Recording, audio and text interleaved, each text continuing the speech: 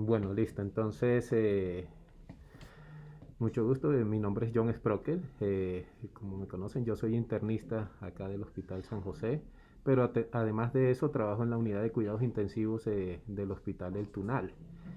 Llevo casi 15 años trabajando allá, entonces tuvimos la intención de hacer una base de datos con los resultados de esta pandemia dentro de los pacientes con COVID.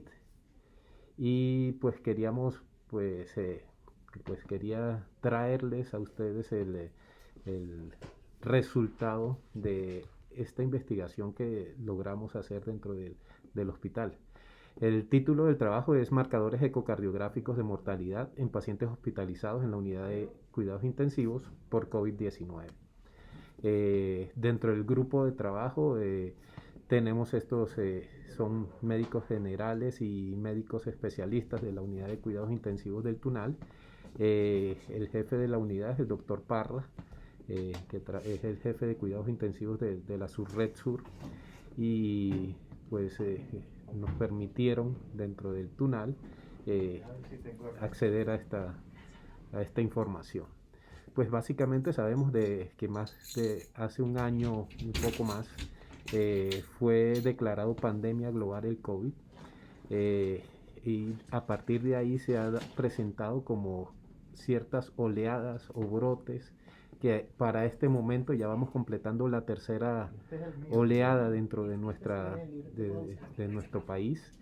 Y pues ya sabemos que es un virus que llega a producir entre un 3 y un 4% de casos críticos que pueden llegar a la muerte. Lo importante es que dentro de esos brotes se presenta una gran cantidad de casos que sobrepasan los sistemas de atención en salud y nos lleva a presentar este tipo de situaciones en las cuales vemos abarrotados los servicios de urgencias, de cuidados intensivos, y se establece la necesidad de tomar áreas afines a estas. Y por fortuna no se ha dado una situación tan crítica dentro de Bogotá, pero de todas maneras estamos viendo un nuevo pico bastante más serio incluso que el primero que se presentó. Dentro de los componentes del compromiso multisistémico que lleva el virus, pues sabemos todos que principalmente su compromiso es a nivel respiratorio y está mediado por el receptor, que es el receptor de la ECA2, y a partir de ahí pues también se produce daño sobre otros organismos como el sistema renal, sistema nervioso central, pero se ha determinado que un componente fundamental del deterioro de todos los pacientes está determinado por el daño miocárdico. Ese daño tiene diversas formas de presentarse desde el punto de vista fisiopatológico se puede llevar a cabo por la lesión viral directa, la hipoxemia, la inestabilidad hemodinámica, la inflamación sistémica, la disminución de los niveles de la AC2, el aumento de la producción de catecolaminas endógenas y la toxicidad de algunos medicamentos. Esa lesión miocárdica como tal establecida, básicamente se ha determinado su diagnóstico a partir de elevaciones de los niveles de troponina. Pero estas elevaciones de la troponina terminan siendo inespecíficas bajo ciertos contextos, sobre todo el compromiso multisistémico con falla renal y compromiso cardiovascular, hace que no sea muy fácil establecer ese diagnóstico de lesión miocárdica.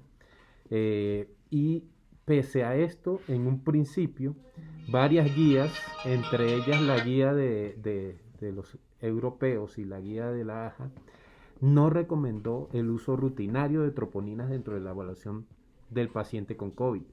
En esos momentos hablaban de que la evidencia era limitada de su utilidad para la toma de decisiones y consideraba que había un riesgo de intervenciones diagnósticas y terapéuticas inapropiadas basados solo en la medición de la troponina. Es así que vimos cómo por elevación solo de la troponina se llevaron muchos pacientes a cateterismo cardíacos en los cuales las coronarias resultaban siendo sanas o normales. Eh, Además de esto, pues esa recomendación también se extrapoló a las imágenes ecocardiográficas. Y realmente hasta el momento contamos con poca información disponible acerca de las manifestaciones ecocardiográficas en los pacientes con enfermedad más grave. Sabemos todos que con el fin de proteger al personal, se limitó la posibilidad de llevar a cabo estos estudios en todos los pacientes, pero debemos decir que en el Tunal tuvimos la fortuna de que al principio se bajó, se pudo solventar esa barrera y tenemos un número bien importante de pacientes a los cuales se les llevó a cabo el ecocardiograma. Evidentemente eso pues soportado en el hecho de que con el uso paulatino de las imágenes y las medidas de protección se logró llevar a cabo este trabajo. Entonces nuestro objetivo fue identificar los marcadores pronósticos para la muerte a 60 días en pacientes hospitalizados en cuidados intensivos a partir de los hallazgos ecocardiográficos. El estudio que se hizo entonces fue un estudio observacional de corte retrospectiva, unicéntrico y longitudinal, dado que logramos tener información hasta los 60 días en todos los pacientes que contamos. La población entonces fueron pacientes hospitalizados en la unidad de cuidados intensivos con diagnóstico de COVID-19, todos confirmados por reacción en cadena de la polimerasa en tiempo real. Que además contaron con un estudio ecocardiográfico entre mayo y octubre del 2020. Excluimos a aquellos pacientes que tuvieran condiciones previas que determinaran una limitación del esfuerzo terapéutico y tampoco pues tuvimos mujeres en estado de gestación, básicamente por el tipo de unidad en la cual estábamos atendiendo a los pacientes. El desenlace básico que evaluamos entonces fue el tiempo hasta la muerte dentro de los primeros 60 días. La identificación de los factores de riesgo se llevó a cabo a través de un modelo de riesgos proporcionales de Cox, en la cual se midieron los hazard ratios y los intervalos de confianza del 95%, calculando los valores de P. Además de eso, pues construimos curvas de Kaplan-Meier y se obtuvo la P también por la técnica del log-rank test. Todo esto se hizo a través del programa estadístico R con los paquetes que ustedes pueden ver. Se hizo imputación de los datos. Por fortuna, la mayor parte de los datos que fueron necesarios se tenían disponibles y menos del 5% de los datos requirieron imputación. Entonces creemos que es poco lo que esta imputación pudo haber hecho para falsear algún resultado. Además de esto, los modelos generados se le hizo un diagnóstico a partir de la prueba de bondad de ajuste de Akaike y Homer-Lemenchov. Dentro de la metodología, los dos ecocardiógrafos, equipos de ecocardiografía que contábamos, era el Philips HP 5500 y el General Electric Vivid E. Ambos son portátiles. Aquí tengo la foto del primero. Y se hizo de acuerdo a las guías de las recomendaciones de la sociedad, de la Asociación Europea de Ecocardiografía y de Imagen Cardiovascular. Las variables que tuvimos en cuenta fueron la TAPSE, la fracción de eyección del ventrículo izquierdo, disfunción diastólica ventricular izquierda, disfunción diastólica ventricular derecha, con estos datos que recogimos en todos ellos, el cor pulmonar agudo, definido como la dilatación del ventricular derecho más la presencia de desviación del septo interventricular, la presión sistólica de la arteria pulmonar en aquellos que se pudiera medir, el derrame pericárdico, los trastornos de la contractibilidad del ventrículo izquierdo y la dilatación del ventrículo izquierdo. Pasando ya a los resultados, entonces, la población total de pacientes para ese momento, para octubre, era 323 pacientes. Dentro de esos 323, 153 de ellos contaban con ecocardiograma, entre los cuales la mortalidad fue del 59%, teniendo 62 supervivientes y 91 pacientes que fallecieron. Vemos como el 30% de los pacientes de total, 31 casi, fueron del sexo femenino. Y vemos como ese porcentaje fue ligeramente menor entre los pacientes que fallecieron, teniendo entonces como un posible factor de riesgo el sexo masculino. El promedio de edades estaba en 61 años y vemos como los supervivientes, ligeramente tenían una edad menor, pues ligeramente de 7 años de diferencia entre los supervivientes frente a los no supervivientes. Vemos como la obesidad estaba presente casi en el 50% de los pacientes y dentro de los supervivientes había más obesos que que los no supervivientes, pudiendo haber habido algún componente de esa paradoja de la obesidad en la cual los pacientes obesos, aunque llegan más a la UCI, puede que se salven menos. Se salven más, disculpen. Este es un tema que hay que explorar más adelante. Vemos además cómo el promedio de enfermedades preexistente era casi de 2 y el 84% tenía al menos una enfermedad de base. Es importante decir que el nivel de troponina promedio de nuestros pacientes estaba en 0.63. El punto de corte para el tunal era 0.6. Entonces vemos como un porcentaje importante de ellos tenían la troponina cardíaca positiva, la troponina I de alta sensibilidad, el 44% en todos los pacientes, y los no supervivientes fue ligeramente superior frente a los supervivientes. Vemos aquí la severidad de los pacientes. Vemos como por Apache el nivel de Apache era bastante elevado, 15 de Apache en promedio. El SOFA también fue alto, 5. Y vemos cómo las diferentes funciones orgánicas estaban presentes en estos grupos de pacientes, siendo el 72% teniendo presente choque, SDRA grave el 84% y recibieron soporte ventilatorio el 93% casi. Falla renal aguda el 56%, 15% hepatopatía, 18% coagulopatía. El embolismo pulmonar estuvo presente en 17 pacientes, que fue el 11%, y dentro de este punto es importante señalar que los no supervivientes tuvieron mayor prevalencia de tromboembolismo. Se pudo diagnosticar infarto agudo del miocardio en 10 pacientes, que fue un número pequeño, 6.5% de ellos, y miocarditis aguda en 3 de todos los 3 pacientes. Hay que tener en cuenta que de esos 3 pacientes en los cuales se confirmó la miocarditis, todos fallecieron. La lesión miocárdica en el 45% de los pacientes, y diabetes de nuevo, pues es interesante señalar que el 14% de los pacientes tuvieron diabetes de nuevo.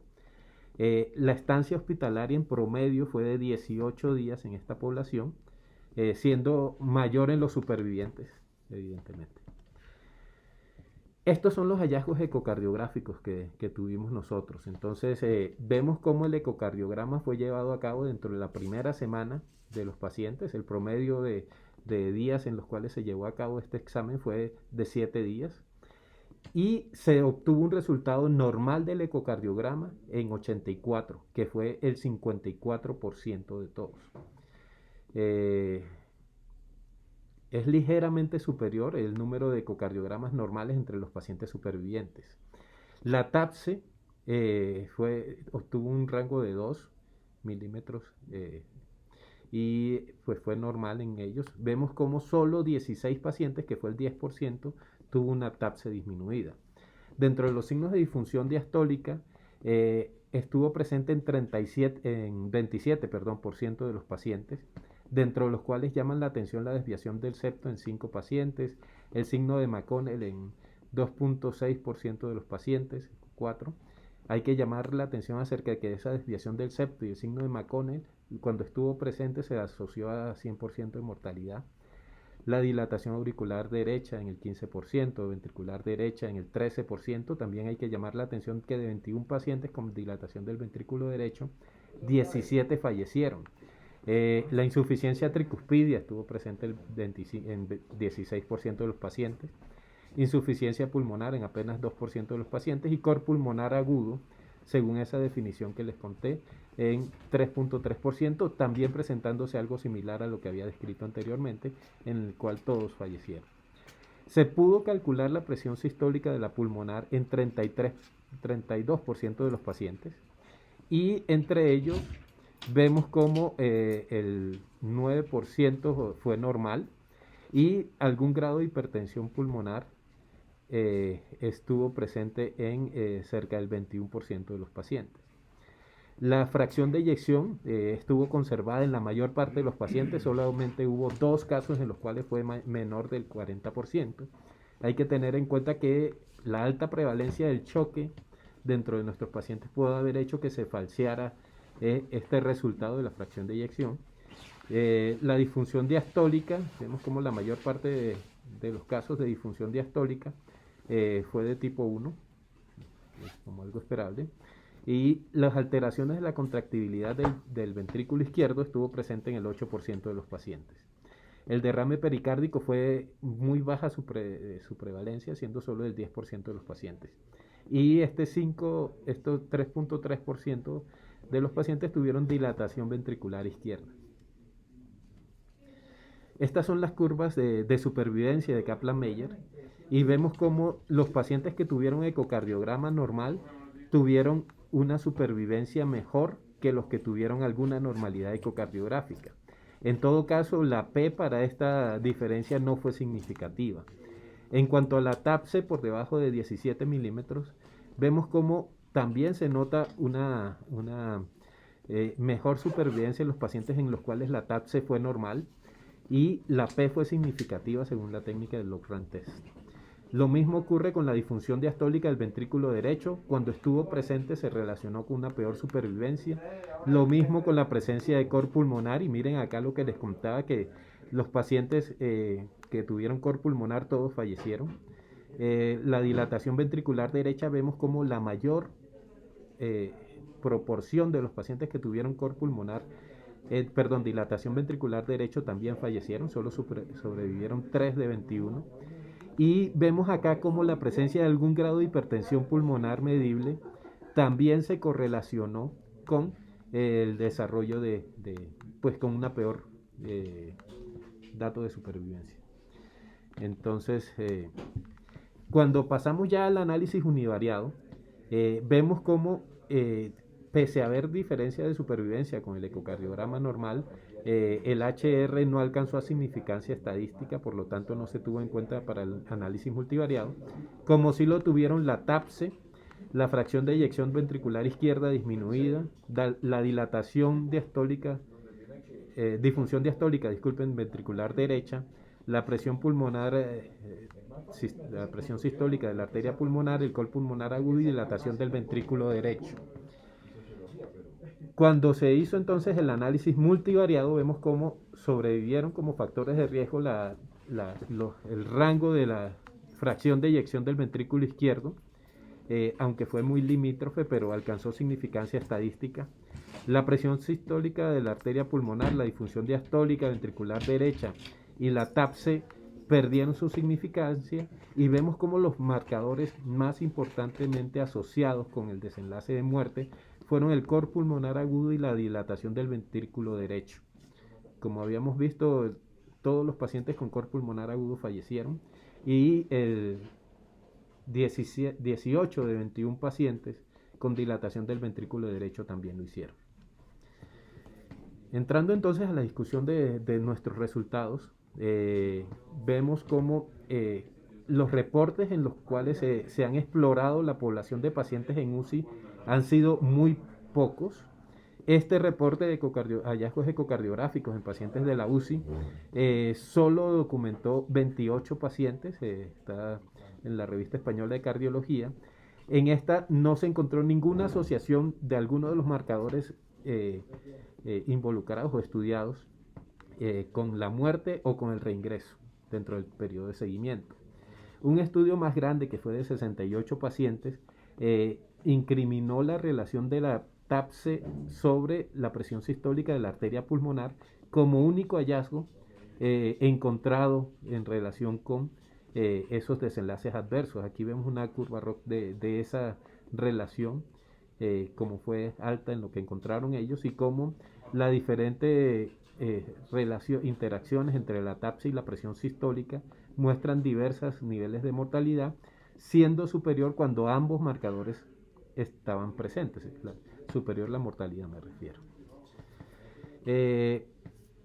Un estudio muy grande, pero que constó de población mixta, fue 510 pacientes hospitalizados. Esta base de datos tuvo 68% de los pacientes en UCI.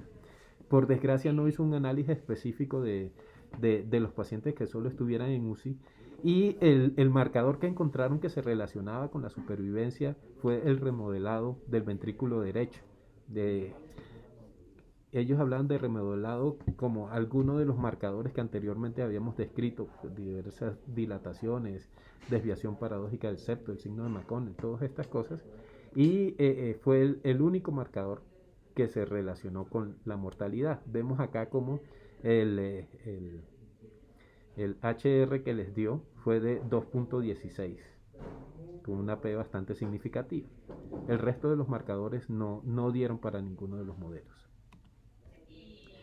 Dentro de la población hospitalizada general, ya que no contaba con pacientes en UCI, vemos cómo hay diferentes marcadores que han sido propuestos y que han sido analizados como desenlaces. Estos estudios que muestro acá, el espectro de manifestaciones cardíacas en COVID, este estudio de la prevalencia de factores de riesgo y que habla de la dilatación del ventrículo derecho, todos ellos identificaron la dilatación ventricular derecha como un factor de riesgo, que si recordamos nosotros estuvo presente en 21 pacientes y estos el 18 fallecieron. Este estudio también demostró la FEBI disminuida como factor de riesgo. Este estudio propuso la TAPSE como un factor relacionado con mortalidad, evaluó también el strain del ventrículo derecho. La disfunción diastólica del ventrículo derecho fue evaluada en este otro estudio y la presión pulmonar también fue propuesta por Pagnesi. Dentro del cor pulmonar agudo hay que llamar la atención con respecto al hecho que solo encontramos hipertensión cor pulmonar agudo en 5 pacientes, que fue el 3% de los casos. Hay que llamar la atención de esto, dado que el SDRA se había descrito ya en diversos estudios anteriores que esta prevalencia de cor pulmonar agudo era del 22%. Esto con ventilación protectora, que es la estrategia de ventilación mecánica en la que utilizamos en los pacientes de UCI. Y vemos entonces cómo la prevalencia es bastante baja y es algo similar a lo documentado por este otro estudio que solamente reportó 2 casos, siendo el 7%. Entonces este 22% que anteriormente había sido descrito no se pudo alcanzar, demostrar en nuestra población. Dentro de los desafíos del estudio ecocardiográfico en los pacientes en UCI es claro que la ventilación mecánica, la presencia de drenes y vendajes, la posición subóptima, como en algunos casos podemos encontrar al paciente en pronación, el hecho de tener cirugías recientes, los soportes orgánicos mecánicos que reciben los pacientes, los soportes farmacológicos y dentro de ellos los vasopresores, tienen problemas para poder interpretar de manera adecuada la FEBI en el paciente que tiene choque. Las limitaciones que tiene nuestro estudio entonces su carácter retrospectivo, lo cual puede hablar acerca de un sesgo de medición y de selección. El carácter unicéntrico también limita la validez externa, aunque hay que tener en cuenta que el Hospital El Tunal se volvió un centro de referencia dentro de Bogotá, toda la atención de los pacientes del sur, y eso hizo que creciera de 27 a 124 camas en cuidados intensivos, recibiendo pacientes de múltiples zonas de Bogotá, además de otras ciudades del país. El ecocardiograma fue tomado solo por un especialista y no se grabó ni se tuvo la capacidad de confrontar esa imagen con otro par. Y aunque se imputaron los datos, se realizó en un porcentaje muy pequeño con pocas variables, menos del 5% de variables como la ferritina, la troponina, cosas así. Como fortaleza tenemos que marcar que es una corte latinoamericana de pacientes críticos que es larga, grande, que además se contó con un seguimiento a 60 días, lo cual se convierte en una buena fortaleza. Y quizás sea uno de los estudios con mayor número de eventos reportados hasta el momento, con evaluación de datos ecocardiográficos. Entonces, como conclusión, planteamos que en pacientes hospitalizados en la unidad de cuidados intensivos por COVID-19, la presencia de dilatación ventricular derecha y de cor pulmonar agudo, definida como la dilatación ventricular derecha y movimiento paradójico del septo, fueron marcadores que se asociaron de manera independiente con la muerte a 60 días. Un resultado adicional que también alcanzamos a evaluar fue en qué porcentaje de casos esos datos ecocardiográficos pudo ayudar al cambio del manejo del paciente. Y vemos cómo en 37 de 153 pudimos documentar algún cambio en el tratamiento. Debemos anotar que esto fue retrospectivo, no fue planeado previamente y existe la ausencia de datos con respecto al uso de líquidos y vasopresores que generalmente se toma en cuenta al pie del paciente y a veces no queda registrado en la historia clínica. Entonces hay que anotar que este 24% encontrado puede tener algún grado de subregistro. De todas maneras es importante ese número y vemos cómo principalmente los cambios estuvieron determinados porque llegó a permitir el tomar decisiones con respecto al diagnóstico del embolismo pulmonar o de los síndromes coronarios agudos principalmente. Y hay que decir que en 3 pacientes se logró observar el trombo en curso dentro del ventrículo derecho. Entonces esto hizo que se confirmara el embolismo pulmonar y en 2 casos se hizo trombolisis del embolismo guiado por la imagen ecocardiográfica. Entonces este estudio pues de 56 ecocardiografías realizadas cambió la decisión en el 16% de los casos. Y este otro estudio, que fue un estudio gigantesco, también habla de ese porcentaje de cambios en el tratamiento, en un porcentaje creo que fue del 26%, si no estoy mal, de esta población. Entonces, el otro dato es la dilatación del ventrículo izquierdo, que debemos anotar que no ha sido previamente relacionada con desenlaces adversos y pues hay que llamar la atención acerca de él y que es posible que sea un marcador importante para toma de decisiones en los pacientes y por lo menos puede marcar algún dato de la atención de ellos. Bueno, básicamente eso era lo que tenía para presentarles y muchas gracias por haberme facilitado este espacio.